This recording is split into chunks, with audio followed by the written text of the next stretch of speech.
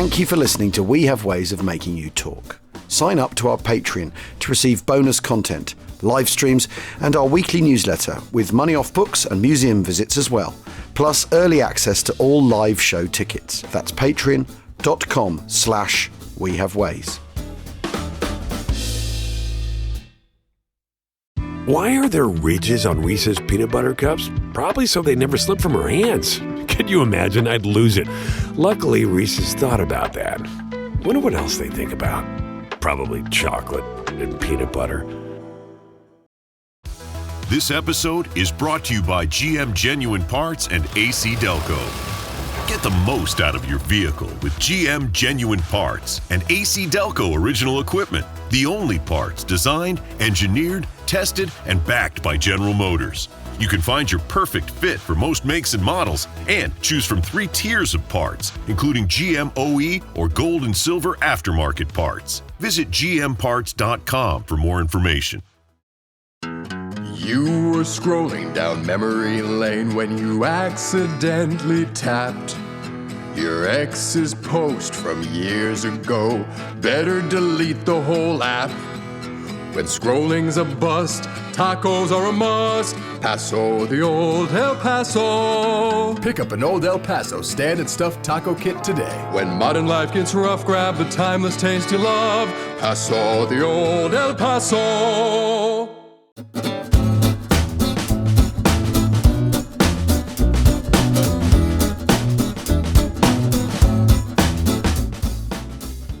Achtung! Welcome to We Have Ways of Making You Talk USA with me, Al Murray, James Holland, and John McManus, of course. We're scattered to the 4 winds. If I sound a little different on your earphones, that's because I'm in a kitchen in France. Jim's actually, for once, at home in the Holland bunker. I've just got oil on my hands from cheap work. Perfect. John, is this your office at work or your office at home? It's my office at home. Yeah, so it's a mess, as you can tell. And so this is my McManus bunker. God knows, hundreds of books in here, including Jim Holland and Al Murray. Well, very sweet of you, John. Well, what we thought we'd talk about today, all these anniversaries of the end of the war upon us, is the USS Missouri and the signing of the Japanese surrender, which is what's good about this is it's a self-contained event. It starts when they get up at 4:30 in the morning and it ends once the signatures have done. The signatures are done and the Japanese are top and tails and all the rest of it. It is, however, it's an extraordinary event, as if you want to see people in a way at their best, and particularly MacArthur actually at their best, which may surprise some listeners that we would consider that there was such a possibility, then this is really the moment for it, isn't it? And John, you've written about this moment in particular, and James, you wrote about an aspect of it. In our book, Victory 45, yep. There is a book called The Mighty Mo, if anyone's very interested, which is a series of recollections of people who served and commanded on it. Because let's not forget, this battleship was in operation in the Gulf War, 1992. Yeah. Which I think is really interesting because one of the criticisms that people throw at the Royal Navy, for example, in the Second World War is, yeah, they had they had the world's largest navy in 1939, but all their battleships were really out of date. They might have been laid down or created in the First World War, but they certainly weren't out of date. These are such huge investments that they're designed to last for decades. And what you do is you just upgrade the weapon system and the technology on it, but the ship remains a ship. It's got the same corridors, it's got the same walkways, it's got the same, layout and all the rest of it. You just upgrade it because it's the creating the battleship that costs all the money. Yeah. And Missouri is more or less brand new, having gotten into service the previous summer, 1944. Yeah. And, like you said, it's still going to be in service. Although it went into mothballs for a while in that interwar period, like 30 years or so. They brought it back for the 1980s and the Gulf War. But, upgraded the weapons platform. But what I think is so appropriate for the U.S., the war begins with battleships in the sense of Pearl Harbor getting hit and battleships getting sunk temporarily, most of them. And now it ends aboard a battleship. There's a kind of neat synergy to the whole thing. Yeah. Yes, and also it starts in the harbor of Pearl Harbor, which is a U.S. naval harbor, and it ends in Tokyo Bay, which is obviously a Japanese harbor. Yeah. Again, nice synergy there as well. And aboard a ship that represents where the Americans have got to in the time since rearmament. There is this fantastic description by Jonathan Wainwright, who has been captured by the Japanese when he has to surrender the Philippines. So MacArthur leaves the Philippines in early March 1942 under the orders of President Roosevelt heads off to Australia and leaves Jonathan Wainwright in charge. And it's obviously the massive poison chalice. Wainwright knows that he's going to have to surrender. There's no way out of this fix. So he surrenders there. And of course, he then spends the rest of the war in the captivity of the Japanese, being moved from, first of all from Manila and then to somewhere else and somewhere else. And he ends up in Manchuria. There's this line where he's finally relieved and he ends up in Nanjing and he gets a new uniform and everything. And he goes, so that's what a Jeep looks like, because he just hasn't seen it. And, when he's taken prisoner of the Japanese, American troops are still wearing the Brody helmet. They're still wearing the old Tommy helmet. They're not wearing the M1 that we're all so familiar with. That's such a feature of American soldiers in the Second World War. They've got Springfields, not Garans. They've got a whole host of kit that has just gone the way of the dodo. And when he is taken out at around 8 a.m. on the morning of the 2nd of September to join the USS Missouri, he says, I simply could not believe that anything could be so huge and so studded with guns. Yeah, there's 260 ships out there. I mean, this enormous amount of naval hardware. The 1st Cavalry Division, by the way, as the surrender ceremonies are starting to unfold, 1st Cavalry Division is just simply coming ashore to do the occupation. So they're kind of spectators. Their ships glide by and they see the sailors all on the decks of the USS Missouri. Of course, Wainwright is there too as an honored guest. And yeah, I mean, so he's astounded at all this. His liberation is really not easy either because, he's deep in Manchuria. They're not sure how they're going to get him out, who's going to do what. It's this whole clandestine thing. 28th of August or something. It's late. It's like a couple weeks after the war actually ends, and it's this whole clandestine thing. The Soviets are involved. There's OSS involved. There's locals involved. There's other POWs involved. He had been beaten.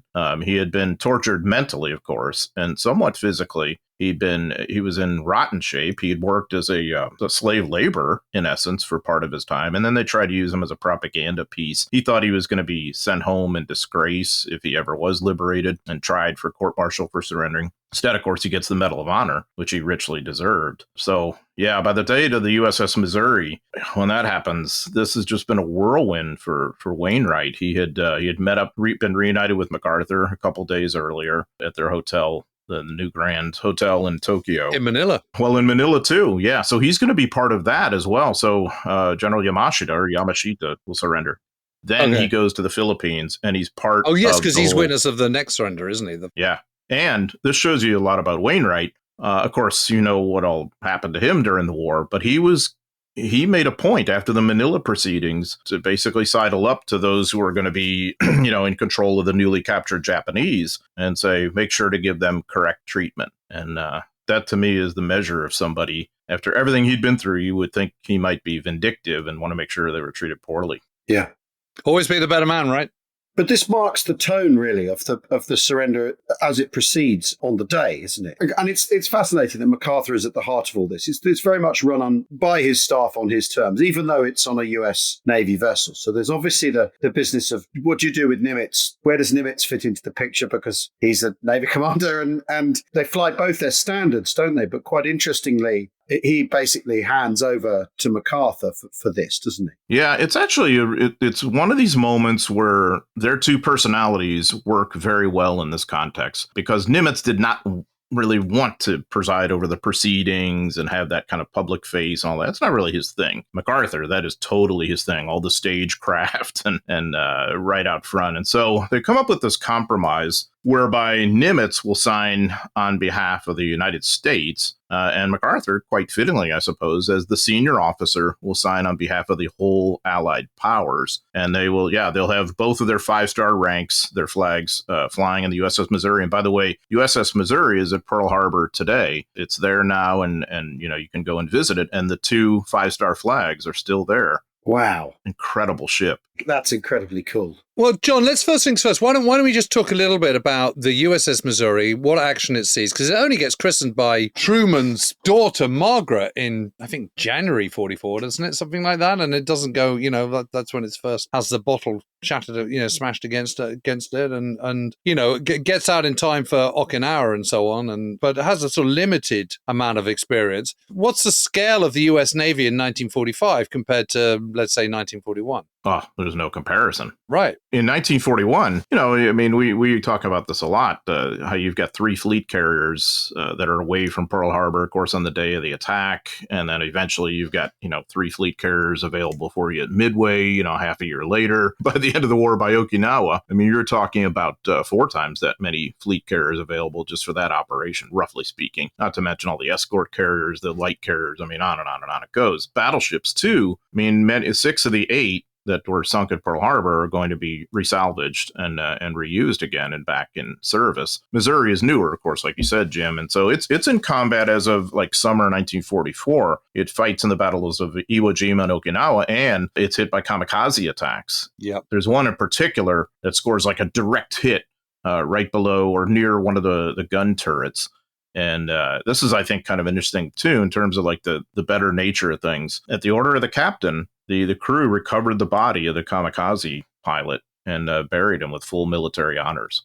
Wow. That right there, in the midst of this kind of violence, I think is not, terribly common, but it is maybe a harbinger for the future. And again, today, Missouri is it's a really neat thing to visit because it's basically like a museum piece, too. And there's an actual sort of exhibit to the kamikazes and to that particular pilot. The photographer got the shot. It's really an amazing kind of thing. Gosh. In a way, that presages the ceremony that you're going to have. And of course, Missouri is chosen because Truman is president by September 45, and it's done as a kind of an homage to him. Plus, it's a suitable platform for such an extensive ceremony. It's physically possible to do it there. Yeah, 'cause she's a big ship, isn't she? Huge. Kind of 300 feet long, isn't she? 58,000 tons. Yeah, I think it was Iowa class, isn't she? They start out with a projected crew of like 1,800 ratings and then a couple of hundred officers. And she's got 1,000 more souls on board by the time of the surrender, because obviously they've had to extend their anti-aircraft cover on the ship in reaction to kamikaze. So it's fascinating. And now, you know how we quite often say things are bristling with weaponry. Yeah. This has got 9 16-inch, 10 5-inch, 10 quadruple 40mm cannons and 49 20mm cannons on it. That is some firepower.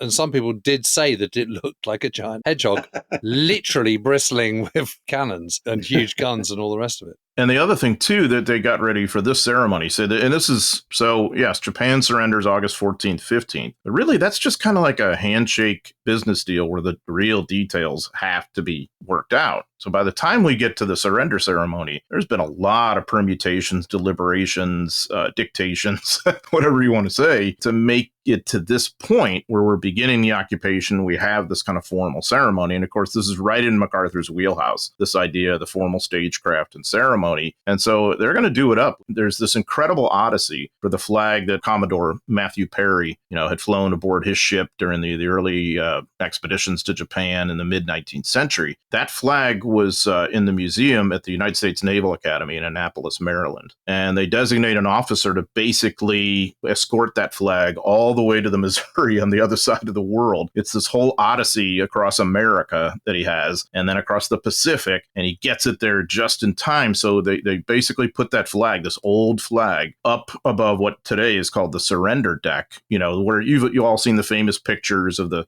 Japanese delegation and everybody watching and all that. So right there above them, very close to the captain's cabin, and where Admiral Halsey was staying, when he was aboard this ship, is that flag, and it remains there today. Amazing. Yeah. And it is absolutely huge. I mean, just to go back to the 58,000 tons, it's not as big as the Yamato, which I think was 73 or something. If you think Prince of Wales and Renown, they're kind of 43,000 tons.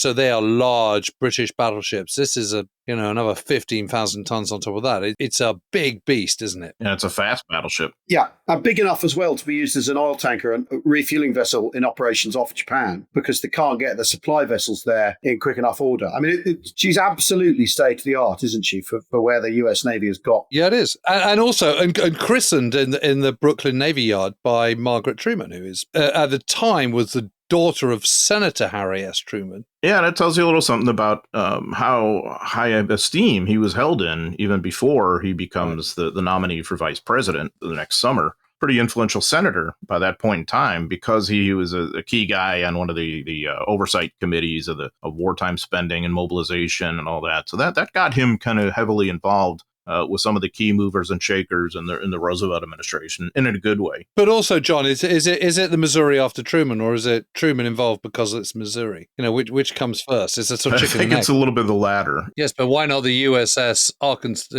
South Dakota or something? I mean, Of course, it's going to be Missouri because Missouri is the greatest state in the Union, and I say that as a Missourian, of course. But there we go. No, it's all I had to get falling that in into there. pieces. Yeah. No, I mean it's the third ship I think that had that name, and yeah, absolutely, there was no question once Truman was involved in that kind of mobilization that if we were building a new fast battleship, that Missouri would be in play for one of the names. And of course, as you guys know, battleships were named after states, of course. And Margaret Truman, by the way, became a famous novelist later in life, and she had quite a literary career. She was like a piano player and singer at that time as a young person. Oh, yes, she was, and she wasn't terribly good, and he was very supportive of her, wasn't he? Well, I mean, she got a bad review one time, and Truman got all angry and wanted to fight the guy and all this kind of stuff. That's Truman.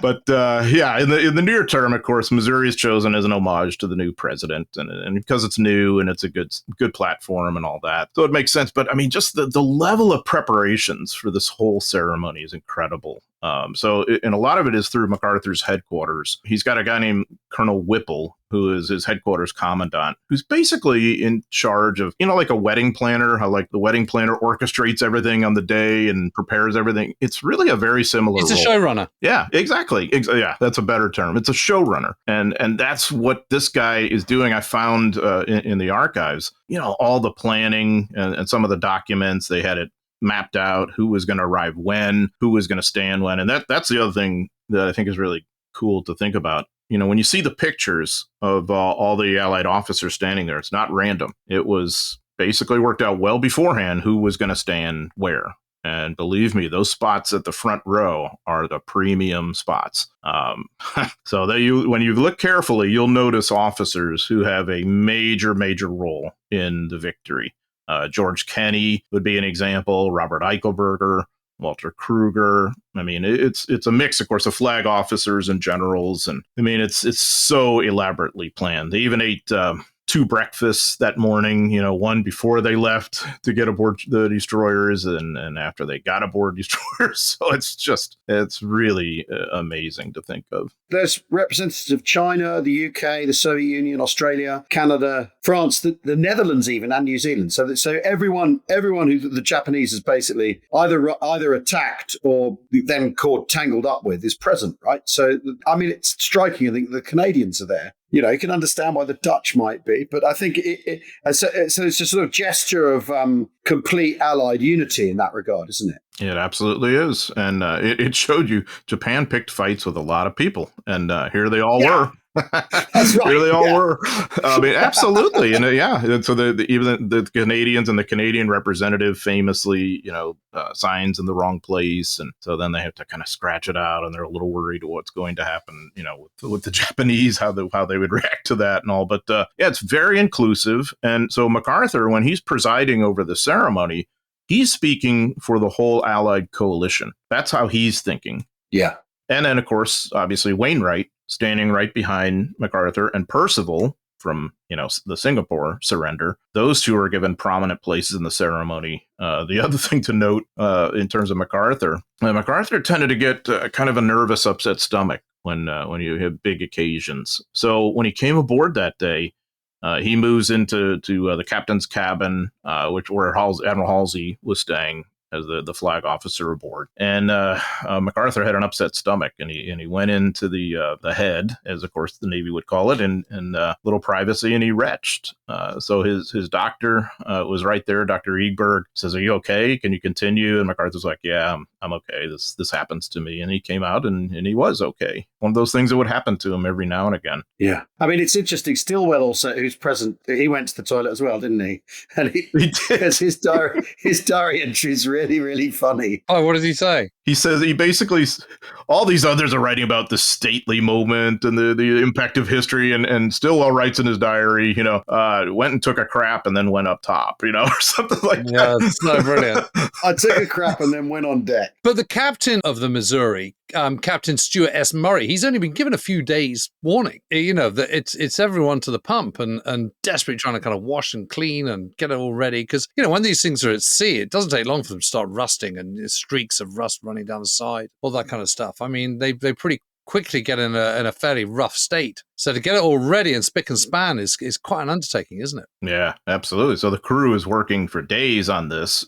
Some of them, like you said, I mean, they're scrubbing things, getting everything ready. They're arranging things. They build a platform there's hundreds of reporters and photographers there. So they build a whole platform for that so they can get a good view of the surrender deck. Then they rehearse it all. They use sailors to rehearse who's going to stay and where, and for the Japanese delegation to come ashore. Somebody's supposed to stand in for Nimitz, and they have this crusty old chief boatswain's mate, and so there's this little glitch during the rehearsal where they're playing the Admiral's March for when Nimitz is supposed to be entering, and the boatswain's mate freezes up and he's like, "Oh, me, an admiral." But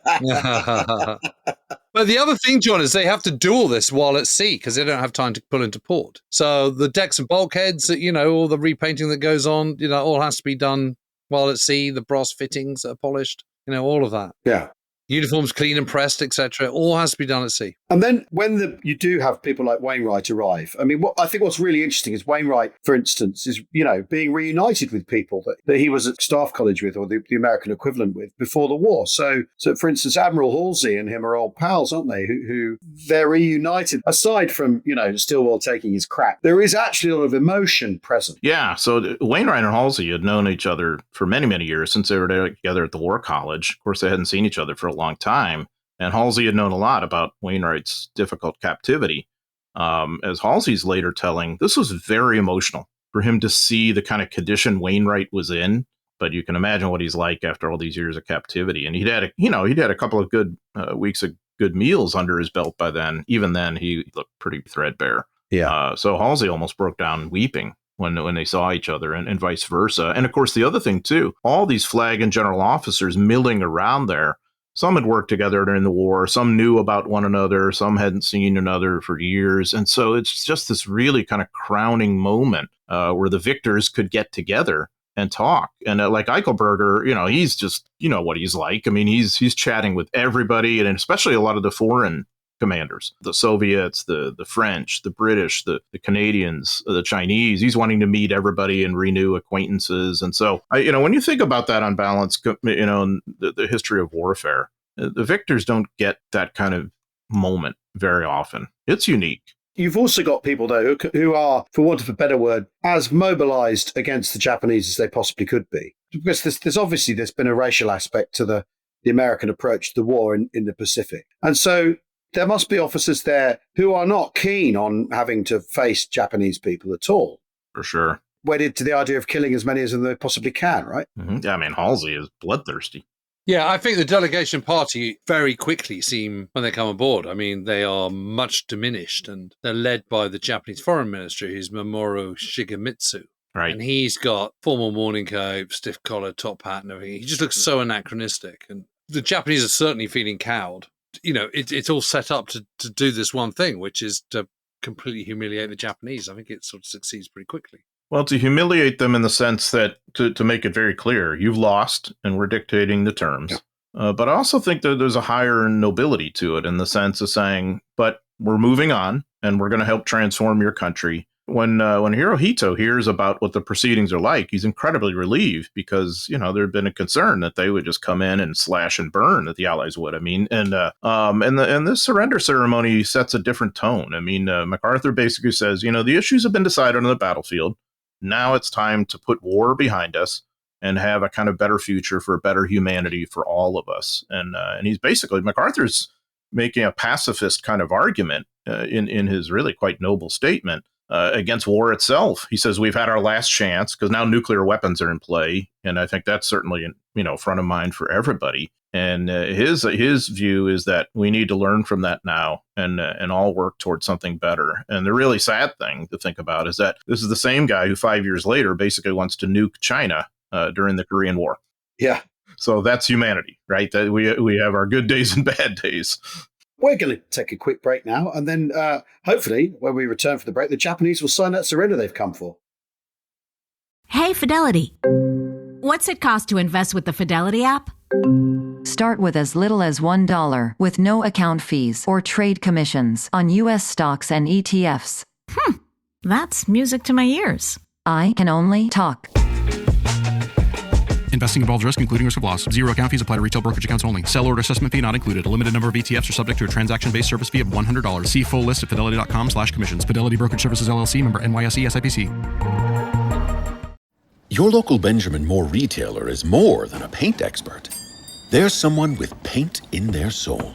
A sixth sense honed over decades. And if you have a question about paint, it's almost as if they can read your mind. I sense you need a 2-inch angle brush for the trim in your family room. Regal selected an eggshell finish and directions to the post office. Benjamin Moore paint is only sold at locally owned stores. Benjamin Moore. See the love. At Starbucks, we've more than doubled parental leave for full and part-time baristas, giving them up to 18 weeks of paid time off, so they can be there for early bedtimes, late nights, first laughs, and spend more time with the best company they know. At Starbucks, benefits like parental leave are just the start. Learn more about Starbucks industry-leading benefits at starbucks.com/partners.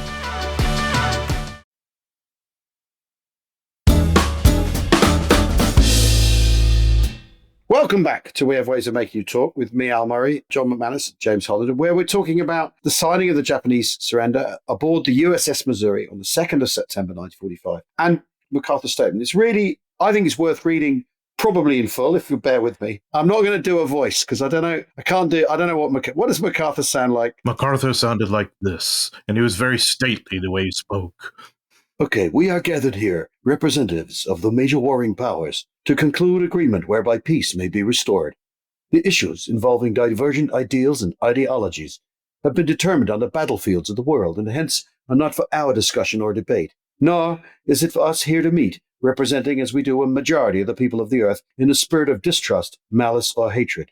But rather it is as for us, both victors and vanquished, to rise to that higher dignity which alone befits the sacred purposes we are about to serve, committing all our people unreservedly to faithful compliance with the understanding that they are here formally to assume. It is my earnest hope, and indeed the hope for all mankind, that from this solemn occasion a better world shall emerge out of the blood and carnage of the past, a world dedicated to the dignity of man and the fulfillment of his most cherished wish for freedom, tolerance, and justice. The terms and conditions upon which surrender the Japanese imperial forces is here to be given and accepted are contained in the instrument of surrender before you. I mean, as you say, John, for that, those are fantastically fine words, especially given the absolute do or die nature of the last phase of the war on the part of the Japanese, the desire to extract as much blood from the Americans as they possibly can. These are incredible words. And as you say, 5 years later, nuke the bastards. But let's talk about the actual process, the actual surrender itself, from beginning, middle, and end. And the Japanese delegation and who they are. Let's start there. Who have the Japanese sent? It's 11 people. Yeah, so they've sent several people from the foreign ministry, including Shigemitsu, who you mentioned earlier. And he had lost a leg in 1932 during an explosion in Shanghai by a Korean nationalist. So this was part of the rehearsal for the crew of the USS Missouri, is to rehearse how somebody with an artificial leg would get up the ladders. I know you guys have been aboard these kind of ships and whatnot. And, those are narrow ladders and it's steep. And so their irreverent crew, they designated one guy as, quote, Peg Leg Pete. That's what they called him, the little slang name for Shigemitsu, to play him. And so they had rehearsed that too. But when it came to it, of course, it was tough for him to get up the ladder, and it was awkward and took several moments. So he's got a young guy, 42-year-old guy named Kase with him, who's also from the foreign ministry, who had gone to Harvard and Amherst, so he was fluent in English. There were representatives of the Imperial General Headquarters, too, mainly the Imperial Army, and one, in fact, the ranking officer was a kind of a firebrand who wanted to continue the war, so he didn't want to be there, but obviously he's there at the behest of Hirohito. So every one of these guys, I would say, only in my opinion, is kind of expendable politically from Hirohito's standpoint. that they can be tainted with involvement in this. It's all of this kind of shadow dance that's going on there, but they're also very worried about what the occupation is going to be like. Yeah, well, they might be. But there's an amazing eyewitness account of all this from Toshikazu Kase, who's one of the diplomats who's sent there. And he says, we were, I felt, being subject to the torture of the pillory. A million eyes seemed to beat on us with the million shafts of rattling storm of arrows barbed with fire. I felt them sink into my body with a sharp physical pain. But obviously, being Japanese and brought up on the Bushido Code, then he knows how to... the pain is just an emotion, right? They endured it. Yes, he knows how to control himself in such a situation. They did. So, I mean, what that must have been like, because here they are, these 11 guys, and everybody's staring at them, hundreds of eyes boring to them. All the media, the flag and general officers standing there in the surrender deck, crewmen, as we've seen those pictures, of course. Well, there's 225 reporters, aren't there? Yeah, and they're all up on that platform, a lot of them, that wooden platform that the crew had built. So it must have been very difficult for the delegation to not meet eyes with the people staring at them, especially on their peripheral vision or whatever. And I mean, to see, because George Kenney, by the way, MacArthur's air officer, just visibly sneering at them. And yet others were curious, others a little more bygone be bygones like Eichelberger. But it had to be just so excruciating for them. And maybe that was something of the point. Yeah. Well, you certainly know who's lost. Well, yes, with further 250 warships and the fly past, and there's no doubting who's won. I mean, part of this must be, after Versailles, everyone's thinking, the Germans exit the Versailles Treaty thinking they've been hard done by and believing they haven't lost somehow. So there's got to be some of the thinking in this that's just, you've really got to let them know that they have lost. Even though, I mean, after all this, MacArthur does go ashore in Japan in his trademark outfit and, is easily a target for an angry Japanese man not reconciled to the end of the war with a rifle, right? They know that they're trying to get a society to sort of accept things rather than carry on dying hard, right? So part of what's going on here is this really laying down the law as to who's lost, because the Americans know they can't occupy the whole of the Japanese home islands. They couldn't then occupy and suppress an uprising, could they? No. And so you've got to be saying that as loudly as you can politically, that you've lost here.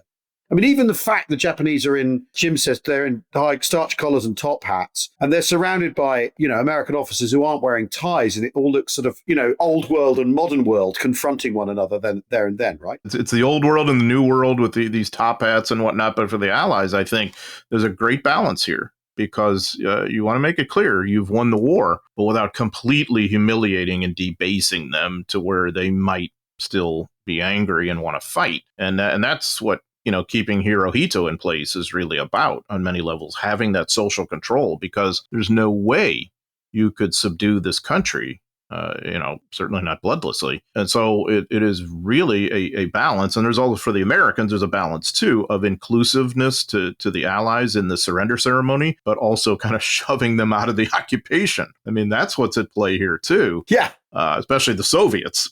We don't want them involved. And so it's really quite delicate and quite successful, I think, on those lines. I think Kase's, his account is absolutely amazing. So he's like, if you see the pictures, he's the young guy in the top hat. So he says later, he felt that humiliation, but he says later in his account, if we had won the war, if it had gone the other way, I don't think it would have been this noble, the proceedings. So it's a really interesting moment of self-examination of saying, and he even says, I think the outcome of this war, the reason is moral, that they had the moral high ground and we didn't. So he's really quite honest. Wow. And the other interesting thing about this guy is who his niece is. His niece is very, very well known to all of us. Her name is Yoko Ono, if you can even believe that. What? Yeah, amazing. Yes, Kase's niece is Yoko Ono. She came from a very wealthy and powerful, influential family in Japan. Yep. And this guy, obviously had significant elite influence to have studied in the U.S. and to be this high up in the foreign ministry that young. And, so, yeah, I just think that's so interesting, that sort of history link there. Yeah, isn't What it? do the USS Missouri surrender ceremonies and the Beatles have in common? The connective tissue is Yoko Ono. The best pub quiz ever. Isn't that wild? Yeah. You'll know this, Al. At what point do they decide that the unconditional surrender will be conditional, i.e. that Hirohito can survive? I mean, that decision gets made, right? Yeah, the Big Six decide on that just before the coup goes off on the 14th. So, there's that moment where there's deadlock and he says, well, I've come to a decision, and they all have to do as he says. And he accepts the adjustment to the cockatoo, which is that the Allies are in charge of him and everyone beneath him is then still subordinated to him. When do the Allies accept it? When he announces the rescript on the 15th, they take that as the green light for that new situation, because they have dangled. That's what they've dangled to him anyway. Burns has offered that as the solution, and it's the British government go, yeah, fine, no problem, because they can get their heads around a constitutional monarchy, basically. And that's the only people they run it by, which is, I think, really interesting. But the signing of the surrender itself, so the delegates are there, and you're absolutely right. They really are. They're ants in the microscope, aren't they? Right under the lens. And they come aboard at 8:56 a.m. Yep. That's when they come aboard. So it's at 9 o'clock. So why is it so early in the morning? Is that so it can be broadcast in the US? Yep. Yeah, exactly. The earlier the better. And also too, you wanted a good weather day. I mean, it's one of these sort of late summer days where you're cool in the shade and you're a little warm in the sun. The waters are calm. The optics are good. You're likely to have that on September 2nd and during the early to mid morning. I mean, it's all of the above, and then it's very formal how they approach the table. And how it's read to them. Al read the statement, of course, that General MacArthur said. And MacArthur was holding the paper, and his hands were shaking a little bit, again, betraying his nervousness a little bit, which I think really humanizes him. Much as he wanted to be this Olympian god, he's a human being, And so, and then there's the signing, and there's this awkward moment where the foreign minister is not quite sure where he's supposed to sign. There's a silence, and then MacArthur barks to his uniformly hated chief of staff, Sutherland, show him where to sign, and he does. Wow. And it's just everybody watching, and then, of course, it's for the Allies to sign. They're done by 8 minutes past 9. They're signed by the 9:08 hours, and then MacArthur sits down and signs a copy for the Allied powers, which is a different leather-bound copy of the document. Because obviously, it's one of these things. There's no point the Japanese government taking it home with them. Right. It does need signing in at least duplicate, right? Exactly. Yep. So it's basic for the Allies to have this, and of course, as we've said, he's going to partially sign his name and then give a pen to Wainwright, partially sign his name, give a pen to Percival, and to others too, and he's going to keep one for himself. But Wainwright really appreciated that gesture, of course. The amazing thing is that, and the sad thing, Wainwright died, I think it's 8 years later to the day, and the exact day. Wainwright basically, eventually drank himself to death, partially over the trauma he'd had, but he's such a national hero that it's too much of a good thing. One of his West Point classmates said that he was isolated in his hero's cage, and it was so well put. Because Wainwright had a big parade when he came home, this and that. And he was always a big drinker. And there was always people wanting to party with him and use his name and, for business and whatever. So I think about that a lot when I see that picture of Wainwright standing there in what is certainly, a great uplifting moment for him. But there's also this kind of pervasive sadness about him on some level. Isn't there? There is a wistfulness of him. And there's that famous picture of MacArthur gripping his arms when they reunited for the first time. And MacArthur just goes, well, I'm glad to see you. And Wainwright goes, well, I'm glad to see you. And then he has that dinner and he says that amazing speech after the dinner. This is the eve of the signing ceremony. This is on the 1st of September. And he says, tonight in Yokohama, again, a free American officer with a weapon in my hand. My gratitude goes out to the American people for their generous and sympathetic understanding of the misfortune which befell me in the Philippines in May 1942. Through the generosity of my great commander, General MacArthur, I am here to witness the greater misfortune of my enemy. I mean, it's amazing stuff, isn't it? Really is. And he then does that amazing speech, doesn't he? Because he goes to Washington and gets awarded with the Medal of Honor, doesn't he, on the kind of front lawn at the White House. And it's like the 9th of September. So it's like, he's literally come out of prison, seen a Jeep, got flown to, in Nanjing, gets kitted out with some sort of oversized uniform, then gets flown to Manila. From Manila, then gets flown to Tokyo Bay. Then gets flown back to Manila the same day, I think, or overnight, because he's then got to witness a surrender And these are long flights in 1945 because you then got to witness the surrender, and not in Manila, but in northern part of Luzon the following day on the 3rd of September. I think I'm right. Then he has to get back to Manila, get on a plane again, fly to San Francisco, and then from San Francisco to Washington. And there he is on the 9th of September, and he says, "It's now over, and we are at peace. But in the name of all my comrades who suffered with me, I pray that this nation will never again neglect the strength of its defenses. In all the joy I feel on returning to my land, there is the memory of the last days of Corregidor and the awful months that followed." And hundreds of thousands of people turned out for that parade in Washington, D.C. for him.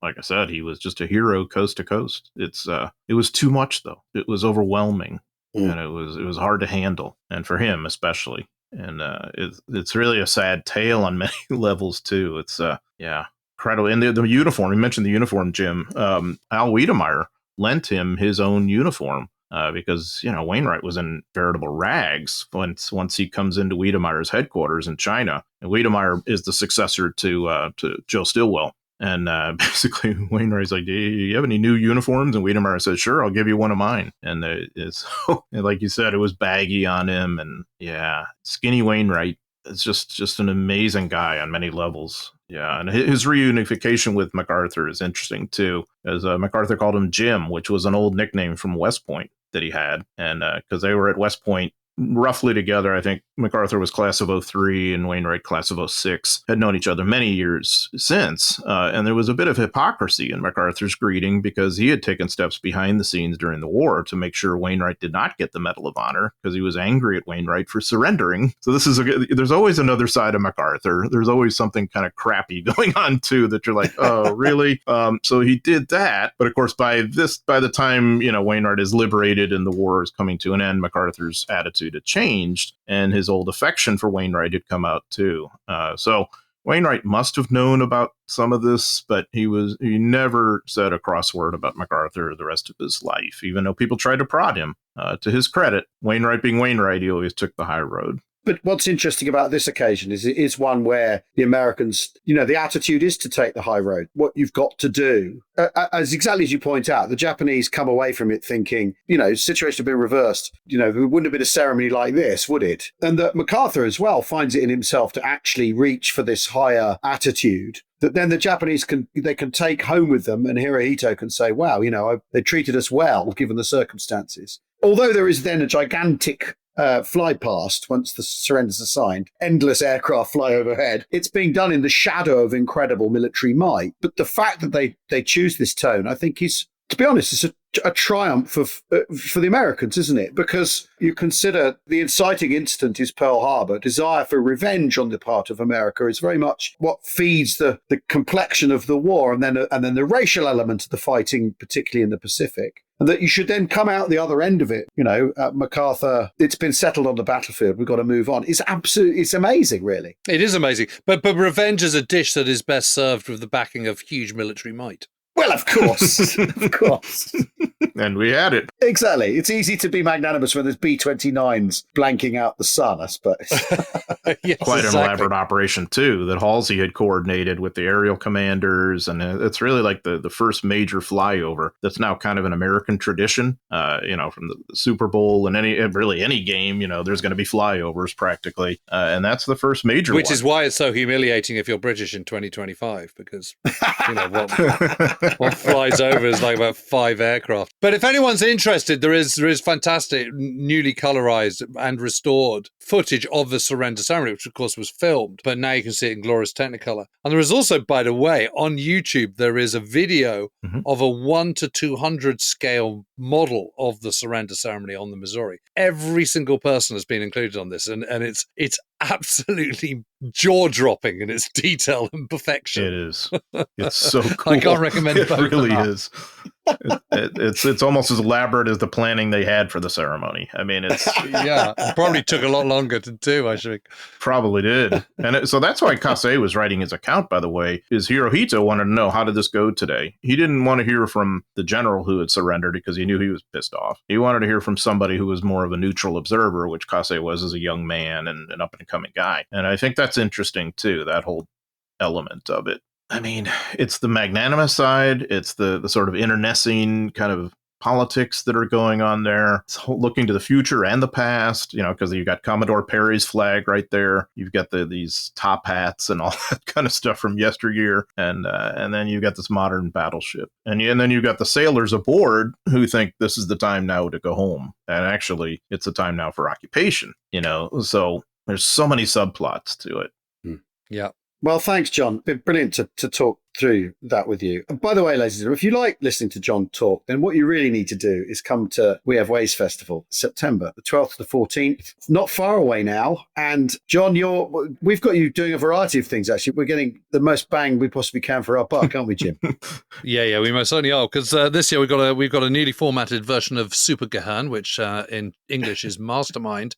And actually this time we're playing it kind of about as straight as we can ever play it, which isn't that straight. And it's going to be like the BBC's Mastermind, isn't it? With 4 contestants, each having 2 minutes on their specialist subject, followed by a general knowledge round. And John is going to be answering questions on his specialist subject, General James M. Gavin. What's not to like? What is not to like? Exactly. So true, my friend. What's not to like? Slim Jim. I mean, come on. There's no downside, for sure. And I think it's fair to say there's going to be a fair bit of Gavin in this year's festival. There will be. Huge fans here on the show. Looking forward to that enormously, John. Look forward to seeing you in person. Thanks, everybody, for listening. Go to wehavewaysfest.co.uk for your tickets. We will see you all very soon. Cheerio. Cheerio. See ya.